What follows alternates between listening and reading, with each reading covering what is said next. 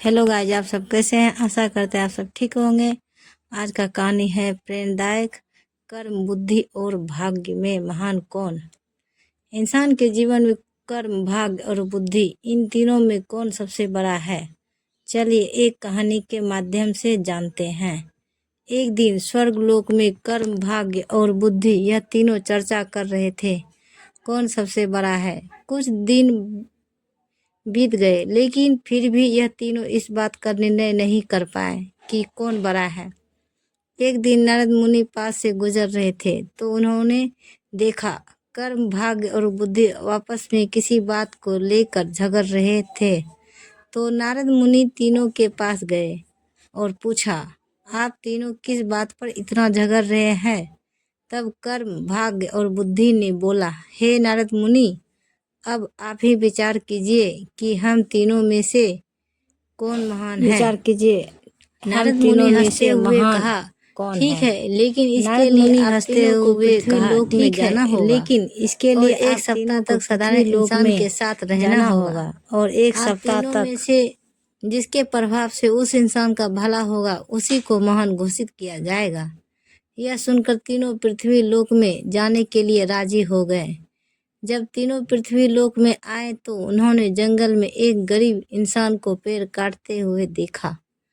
उन तीनों को लगा यही सही इंसान है जिसके शरीर में प्रवेश कर कर हम अपनी महानता सिद्ध कर सकते हैं।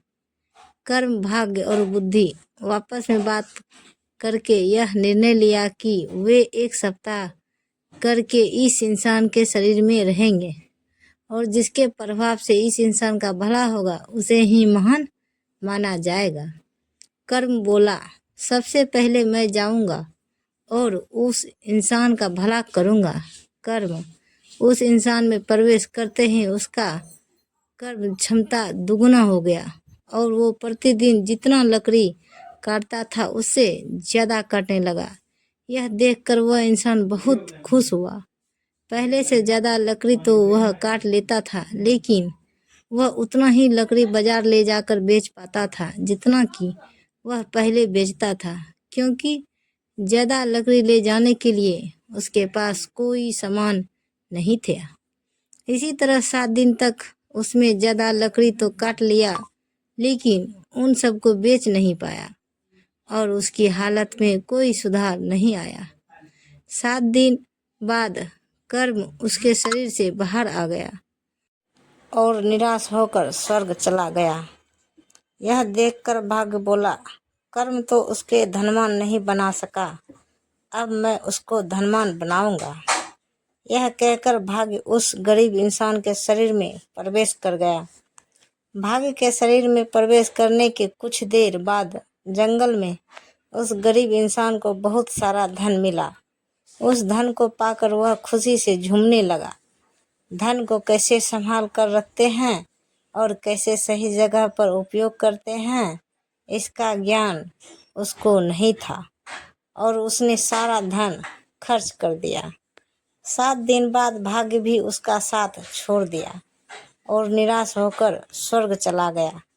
बुद्धि ने भाग्य से कहा, देखना मैं कैसे इसको धनवान बनाता हूँ। बुद्धि उस इंसान के मस्तिष्क में प्रवेश करते ही उसको ज्ञान की प्राप्ति हुई। उसने अपनी कुल्हाड़ी की धार तेज की और जंगल चला गया लकड़ी काटने। आज उसने पिछले दिन से कुछ ज्यादा लकड़ी काटी और सारे लकड़ी को एक रस्सी से बांधकर खींचते हुए बाजार ले गया। उसने पहले से आज थोड़ा ज्यादा पैसा कमाया और उस पैसे से उसने एक और कुल्हाड़ी खरीद ली। अब उसके पास 2-2 कुल्हाड़ी थे और जब लकड़ी काटते काटते एक कुल्हाड़ी का धार खत्म हो जाता था तो वह दूसरी कुल्हाड़ी के इस्तेमाल करके लकड़ी काटता। इससे वह पहले से बहुत ज़्यादा लकड़ी काट पाता था। इन सब लकड़ियों को बेचकर वह पहले से ज़्यादा पैसे कमाने लगा। अब उसके पास उस पैसों को सही जगह खर्च करने का ज्ञान था। देखते देखते 7 दिन में ज्ञान की मदद से उसने बहुत पैसे कमा लिया। 7 दिन बाद बुद्धि का समय खत्म हुआ और वह वापस स्वर्ग चला गया। स्वर्ग में जाकर बुद्धि कर्म और भाग्य से बात कर ही रहा था। उसी समय नारद मुनि उनके पास आए और पूछा, आप लोग धरती पर गए थे क्या? तब कर्म, बुद्धि और भाग्य नारद मुनि से कहते हैं, जी हाँ, हम लोग धरती पर गए थे। और साथ ही कर्म और भाग्य नारद मुनि से कहते हैं, हे नारद मुनि, बुद्धि ही महान है, क्योंकि जहाँ बुद्धि होती है वहाँ कर्म और भाग्य अपने आप ही चला जाता है। इसलिए बुद्धि को महान कहा जाता है। ऐसे ही वीडियो देखने के लिए हमारे चैनल को सब्सक्राइब करें और वीडियो को लाइक ज़रूर करें। धन्यवाद। तो गाइज, मिलते हैं अगले वीडियो के साथ। तब तक बाय बाय गाइज।